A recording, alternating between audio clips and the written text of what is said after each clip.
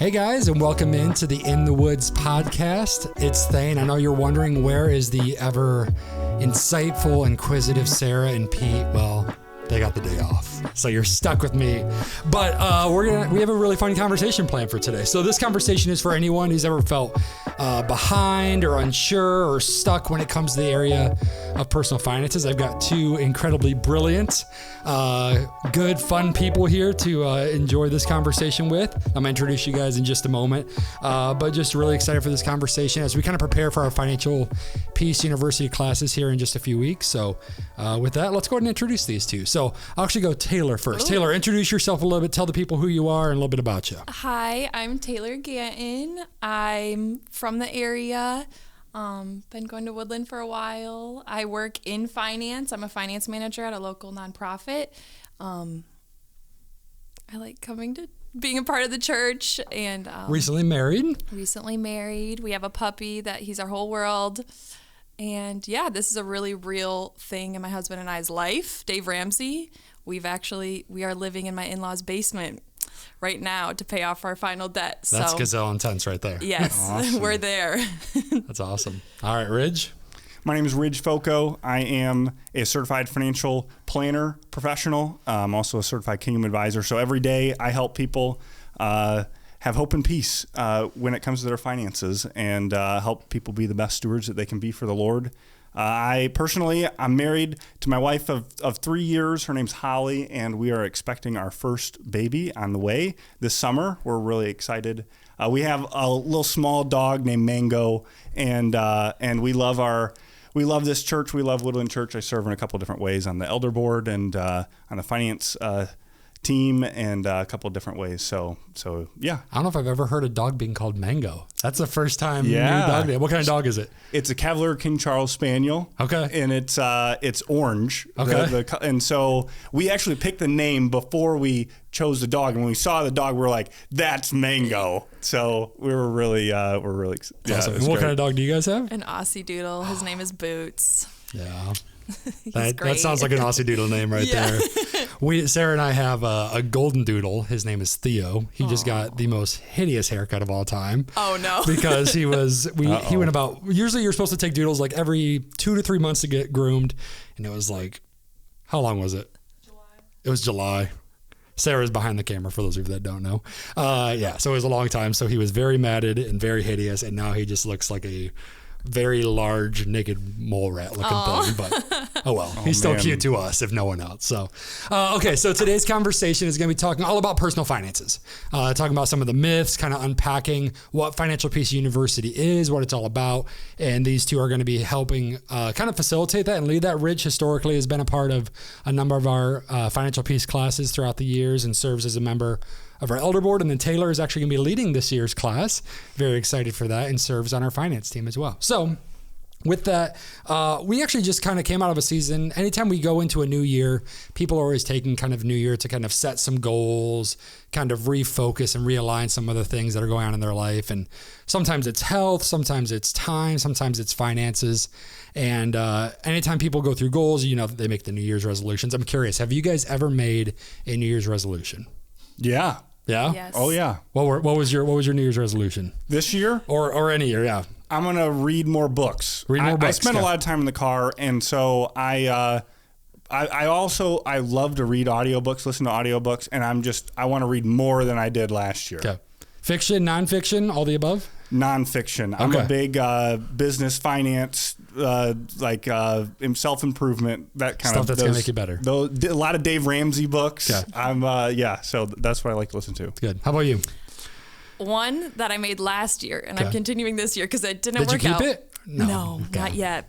I want to become a turkey trot family. I want to run the 5K Thanksgiving. Heck yeah. That's awesome. Yeah, that's a fun one. That'd be a fun one. So, all right. Well, hey, a lot of people have resolutions around the area of finances, but this past December, we actually got to do something really cool as a church that you guys got to be a part of, both at the Marshall campus and Battle Creek campus. Obviously, both of you attend frequently at the Marshall campus and also kind of pop over here to Battle Creek every once in a while. As a church, we went through and had this big generosity initiative called the Christmas Offering, where we raised $100,000 to give away. When you see the church practicing generosity like that with people that kind of care about personal finance, care about kingdom impact with finances? How does that make you feel? What do you think when you see the church doing something like that? I have a story to share. Go for it. So we got a call from one of our clients, and they said that their church is having a capital campaign to raise money for a new parking lot, and it was $70,000 that they needed for the parking lot. And they called us and they said, "Can we donate $70,000 to do the full campaign?" Wow. And we were like, all right, let me run the numbers. We updated their plan to see if they're able to do it. And they said, yeah, we just got to make these 2 changes and you can make it happen. And they said, can you do it anonymously? And I said, yeah, we can make this anonymously. No one will know it's you. And that next week, when they had the church service, the pastor went up and said, we got a check for the full $70,000. Wow. And praise the Lord, we're getting a new parking lot. And that's amazing. That person was in the pews sitting there just with a big smile, just sharing, just so happy that they were able to do that. And it's just it is more blessed to give than receive. Mm-hmm. And so it is more fun to give. That's what the Bible says. So that's just an example of what that looks like. It's awesome. And it takes a lot of discipline to get yourself in a position where you could have some outrageous generosity like that. Absolutely. Like that's an incredible gift to that church. That's an incredible gift even to be that person to sit there and know that no one knows what's happening, but that you're making that reality come to be. Because church parking lots are tough to fundraise for, and to make that a reality for that church, that's so cool. That's awesome. How has generosity impacted you in your life? In my life, I've been on the recipient end. I wasn't raised as a Christian, so I came to my faith in my late teens, and generosity was obviously the Lord, but generosity has marked that in ways. One year, I think it was my 20th birthday, I had told everybody my goal for the year is to be debt free. I just wanted to be debt free. And that Christmas, or my birthday that came around, my coworkers actually all pulled together and at like my work lunch opened the card and they said, "We're paying off your car." Whoa. And to be on the receiving end of that, it's a big reason why I want to do what I'm doing now, to bless others, to leave an inheritance for my children. But it's life-changing when you feel blessed like that, because it's all from above. Yeah. But on this side of heaven, to experience the abundance that you don't deserve. Yeah. I chose to take out a car loan. Yep. And somebody thought of me and said, "You know what? I want to write you a check for that." It's cool. But that video that the church did was so awesome to show the generosity that was given. Yeah. Just to think of all the people that were impacted in our community. It could have been an opportunity to sow seeds in their faith. Yep. For them to show that God sees them and God loves them.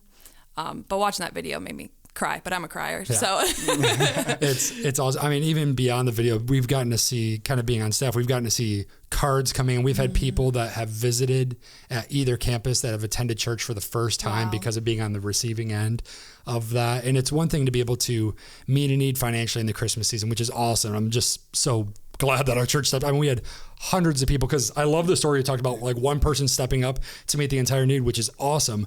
But here at Woodland, this Christmas offering was hundreds of people stepping forward and sacrificing during a season where there's a lot of stresses that can come on finances, like where there's a lot going out, there's gifts, there's events and traveling and all that, where people stepping up and saying, "Hey, we want to be a part of something that's bigger than ourselves." And watching how the Lord has worked through that has just been so cool. It was so exciting to be a part of it. I had it on my calendar when the nominations even opened. And my husband and I had a list. We're like, we're nominating everybody that comes to mind. It's cool. That needs to be blessed. So. Yeah. So that was awesome. So one of the people that nominated, I'll keep their name private, but one of the people that got nominated and received funds, it touched them so much. They weren't a part of Woodland Church. They were just someone in the community, that they reached out to the person that nominated them and said, "Hey, I want to figure out a way to even pay this forward and bless someone else." And they were, I was sharing this with the staff earlier this week. They were standing in line at Aldi and they're like, "Hey, I just feel like I'm supposed to help pay for someone's groceries. And they were really nervous because, I mean, that's a big social thing to like go and be like, hey, excuse me, when someone's in the middle of grocery shopping. And this person went through the line and was kind of reaching in their pocket to get the cash out to help pay for someone's groceries. And they went to turn around and the person already had the card in the ATM. And they were like, oh man, I wish I could manage to do that. Well, the card declined.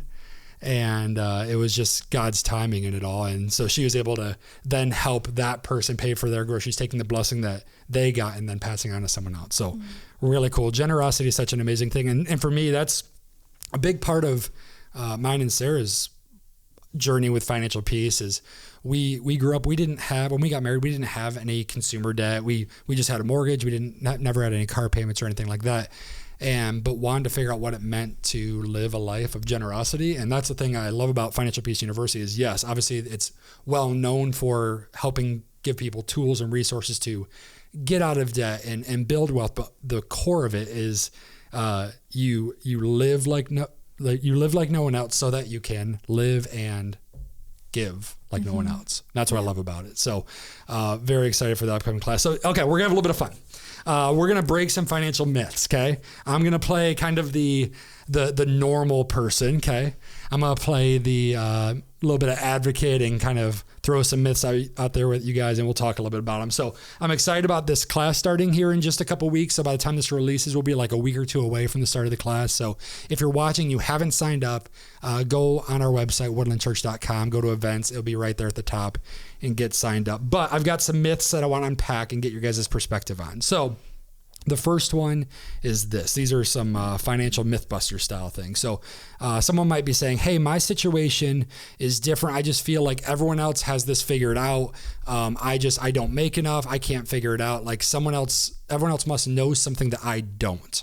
What would you say to that person that feels like, hey, everyone else seems to have this figured out. I just can't figure it out myself? Yeah, when that is a very common thing of lots of people feel like that they're the only one in that situation. And which we find out for the people that come to class, they report that I was actually able to hear the stories of other people in class and through the videos and that other people are going through the same things that I'm going through. And just opening up, being vulnerable and sharing really helps other people realize, okay, I'm not alone. And yeah, feeling alone is a very common thing that people feel. And so that is a little, when you listen to the Ramsey Show, when you listen to people and their stories and you say, and they share, they say, I was in this situation and I came out of it because I did this, this, and this. You're actually able to see that. And you're like, okay, if they were able to do that, then I can do that. And through the class and through the material, you're able to get so much hope and peace because you hear those stories of people just like you in your own situation. So yeah, it's really cool. Like 78% of people are living paycheck to paycheck. They've done numerous studies on that it is very normal in today's world, in today's culture, to live paycheck to paycheck. And that's part of what financial peace is all about, is trying to break that cycle and actually give people hope that you can build a future that isn't just surviving to Friday. So for you and your husband, you guys have been kind of walking through this journey. What was it like for you kind of joining that class for the first time? It was awesome. I highly recommend it to dating couples. We weren't even engaged yet, but it was a precursor to our marriage, and it set us up good. That class was life-changing. We were Ramsey-ish for probably a year, to be honest. But we hit a point with looking at what we wanted in our future. We're like, what's going to give? Like, are we going to live for these payments that come every month? Yep. Are we going to live for rent and payments, or are we going to sacrifice something for the short term to reach that end goal? And for us, our end goal is for me to be able to be part-time or a stay-at-home mom, and not live paycheck to paycheck with payments behind us. The first thing that came to mind with that question was, we're not victims, we're victors in the kingdom of God. And we get to make a choice. Yeah. We get to make a choice, and we can be comfortable in our credit cards of, I just want to go shopping and I want to go to Target because I want to go to Target, or living a life frugally Yeah. for the long term. Yeah. I mean, winning with personal finances it's an act of intentionality. It takes actually paying attention to what you're doing with credit cards or a debt. It's so easy to just swipe and kind of push the thinking out a little bit and I'll figure that out. I'll figure out retirement when I'm 40. I'll figure this out when we have kids, or after the kids are gone, then we'll figure this out. And it's easy to push it off. And one of the things I love there is that you talked about having a goal. Like, if you're going to win with finances, or if you're going to win in any area, I mean, the thing I love about the Ramsey material is that it's all based on what the Bible has to say about finances. It's not just some guy sitting up and saying, hey, here's my 7 tips, or here's my 5 tips to winning with money. No, it's stuff that is tried and true. It's in the Bible, talking about having a plan, talking about not being enslaved to debt, not being enslaved to the debtor is such a big thing. So if you guys were talking with someone, or there may be someone listening that's like, man, I would love to think about money differently. I would love to have a different reality, but it's just not realistic for me. Like I'm too far in debt. I've got $30,000, $40,000, $50,000 of student loans. We've got credit card debt. We've got 2 car payments. What would you guys say to the person that feels like it's just too much? It's piled up too far to really make any progress on it? Come to Financial Peace University and just learn, just see there's nobody too far gone. Right. Jesus is always there to save, no matter where you're at. And when you have no hope, when you have no peace, Jesus is there, and there is a way, and there are things that you can do in every situation. And so one of the things that really encouraged me is watching the debt-free screams on YouTube of that Ramsey does on his show, where people come on and they say, we were $100,000 in debt or whatever it was, and we sacrificed and we got out of debt in X amount of months, and this is how we did it, and we're so glad we did it. And you'll find people exactly was in a similar situation to you, or even worse than you. You know, sometimes those things are really encouraging. Hope is such a powerful thing. Like when someone, even Pastor Pete and Sarah talked about it last week's episode, like the process of not looking back, but also looking forward with optimism, with a different perspective. When you can shift that perspective, it can change everything. Because people a lot of times look at money and finances in ones and zeros and kind of the math side of it. But one of the things I love that they talk about in the class is personal finance is 20% head knowledge. It's 80% behavior. It's figuring out the things that you're doing that are causing the results, and then learning some new behaviors, because you'll start making progress. I've seen some truly, I mean, I've gotten to teach the class for going on 7-8 years now, and I've seen some truly miraculous things take place. Like people that are $200,000 plus in consumer debt, non-mortgage debt, just consumer debt, working their way out of it to where their life is completely transformed. And it's not just ones and zeros, it's changing behavior, perspective, and doing it through the lens of what the Bible teaches about finance. And it's just such a powerful thing. I would encourage that person to play out the story. Play out the story if it's too far gone. Keep going down that road. Yeah. What does the rest of your life look like? Yeah. I come from a family of praying for their salvation. Some have come to know the Lord, but I've played out the story to see in finances and how sad it is when people pass and all they have to leave is debt for their family to inherit. Yeah. Like nobody wants that. Yeah. But you get to make a choice. Yeah. It's biblical to leave an inheritance. And it's not even about the money. It's the principle and the virtue of it. Yeah. Well, there's a legacy that goes beyond the dollars, that goes to how did this person treat money in their life? Was it an obstacle? Was it something that they had to scrounge for and try to keep and try to manage and hold on to? Or is it something that they allowed God to use as a tool? That was one of the things that was so transformative for me in my life, is like, money is not like mine. Like I'm so blessed and I get to enjoy money, and I love being able to, like, I'm a spender. Like I love shopping and buying things and technology, and I love that. But I've truly been able to shift my perspective to see money as a resource and as a tool to listen to God and do what he says. Like, and like you said earlier, like there is nothing more fun that you will do with money than being generous. Nothing more fun. Like if you want to change your perspective about money, like practicing generosity and having that as a part of your daily life, or having that a part of your routine, or having intentionality when you're like, hey, this month, what does it look like for us to practice generosity? Even if it's small, will shift how you interact with money in such a meaningful way. What would you guys say to the person that says, hey, debt is just a part of life? Like having a car payment, it's normal. Like having credit card debts, figuring out how to keep up on the monthly payments, and even you don't want to get interest, but having debt is just a normal part of life. What would you guys say to that?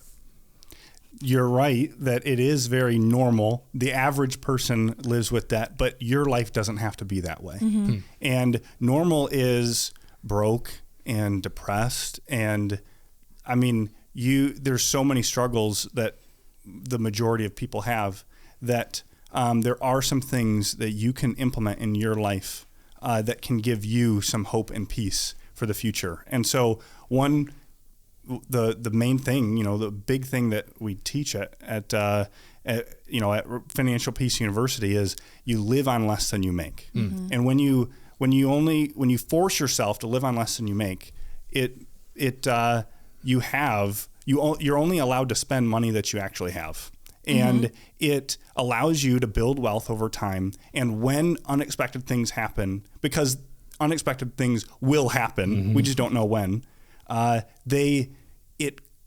it changes a crisis into an inconvenience. And you're able to, okay, I don't have any payments. I've got an emergency fund. I'm able to cover this. For example, my dog went to the emergency vet 2 weeks ago. Oh, no. Emergency vets are very affordable for those of you who don't know. Don't get the pet insurance. Sorry.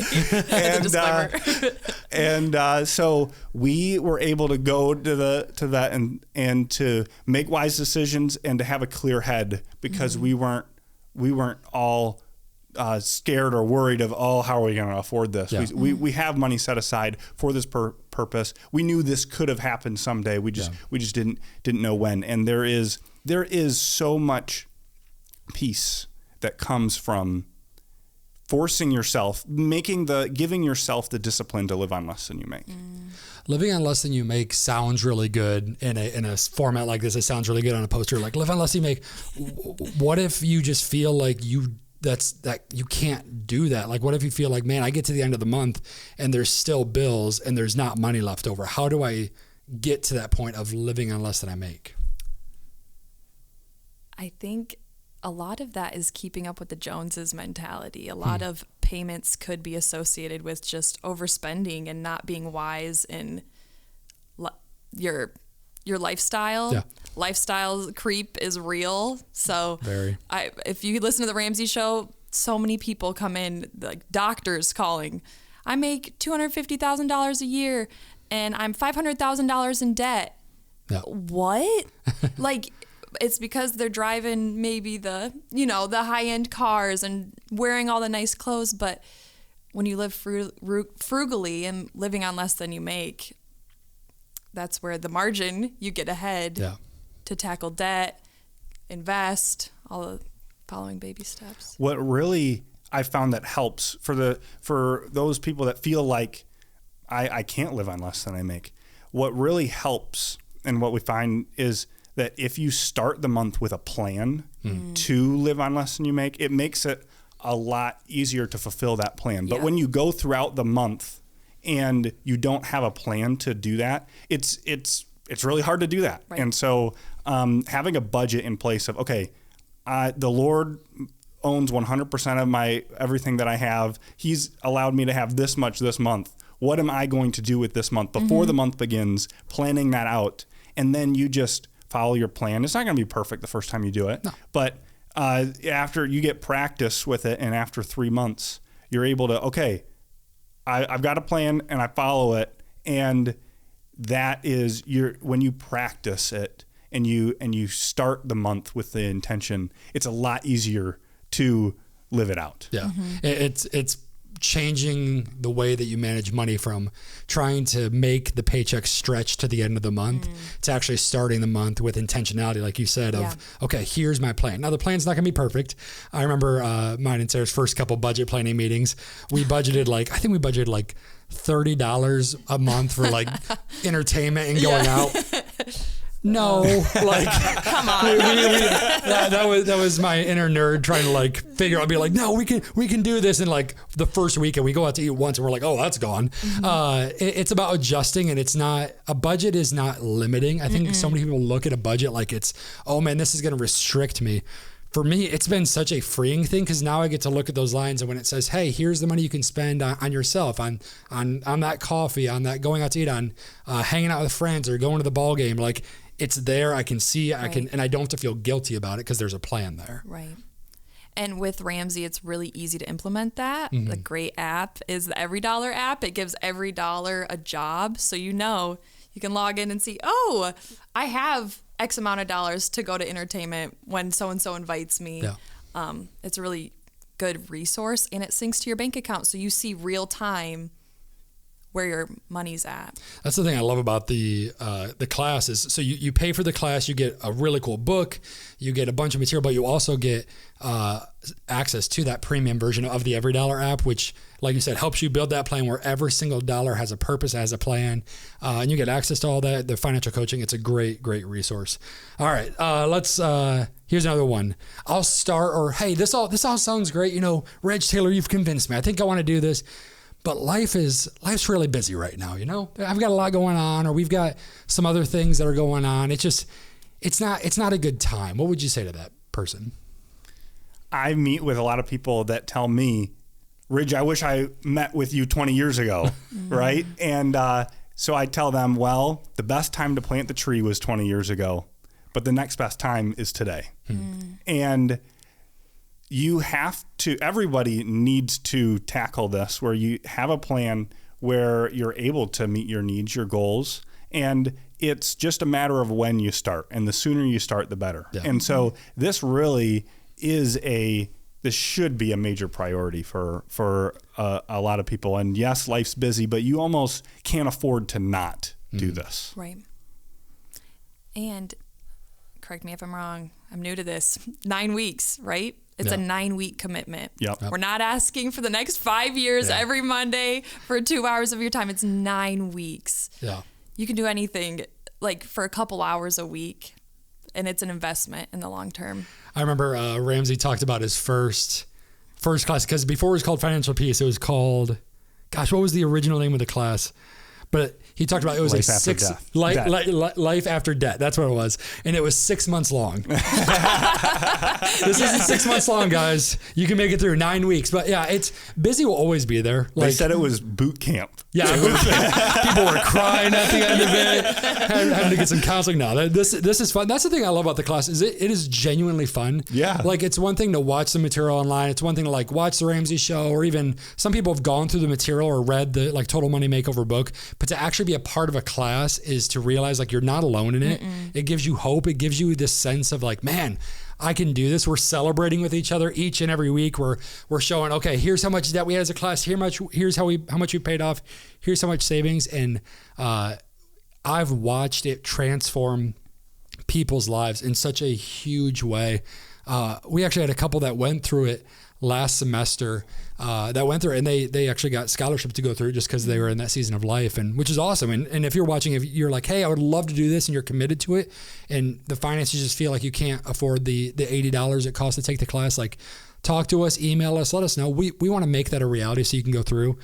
Such a cool thing though is that couple went through it, and it's changed their life in such a significant way that they've actually went and paid ahead for this semester to pay for someone else to go through it. Wow. So really cool way of paying it forward. So, all right, one more here. So the American dream is dead. The American dream is dead. In this economy and this and inflation and the cost of things and housing, the American dream, this idea that you can have a house and 2.5 kids and the white picket fence, this dream, this American dream is just, it's not realistic anymore. If you believe you can't, you're right. I think Henry Ford said that, or something similar to that, where If you tell yourself that you can't, you will live that out, and you won't have any hope or peace that you can make it. The reality is, still, it always has been, and it still is, that if you live on less than you make and you save and invest over a long period of time, you will build wealth. And that's just the math. Compound interest works, and it's I think Albert Einstein says it's the eighth wonder of the world. I don't know if that's real or if he actually said that or people say that, but it is still possible, and we see it all the time of people. Even in today's economy with inflation, things are more expensive. People are still able to live on less than you make and save and invest over time. I think this day and age, and Dave Ramsey says all the time, the American dream is not dead. It's far from being dead. I believe that in this day and age, it's maybe one of the easier times to become a millionaire in your lifetime, not for the sake of saying you're a millionaire, but like we've been saying, generosity. For me, it's all about hope. If you are going to, like you said, if you're saying, hey, it's just not possible, we just can't make it happen, or my situation is different. We've already talked about that myth. Like, hope matters. Like when someone changes their perspective and says, hey, I can do this. I have a dear friend of mine who paid off over $100,000 of debt in just a couple years by just saying, you know what? I'm done. Like, I'm done doing my old way. Like, I've seen what my way does. I've seen the stress. And when you actually start to have hope, not only hope that you can do, but also hope that the Lord is going to be with you. If you go in his word, you're looking Proverbs, you're looking in the scriptures, you will find wisdom that'll help you in them doing it in a place of community. It changes everything. Like, it just does. It's, I'll go first here, and then I want to ask you guys the same question. Like, for me, the thing that excites me the most about seeing people take financial peace, more specifically for me, couples taking financial peace, is it doesn't just change your bank account. It also transforms your relationships. The number one topic when it comes to divorce in America is money fights. Like, that's the number one thing that people are struggling with when they start going down that path of divorce, is this idea of talking about that money is not something that brings peace. Instead, it brings anxiety or anger or frustration or insecurity. And I've gotten to watch financial peace not only transform someone's ability to have a plan, build wealth, and be generous, but it changes people's marriages.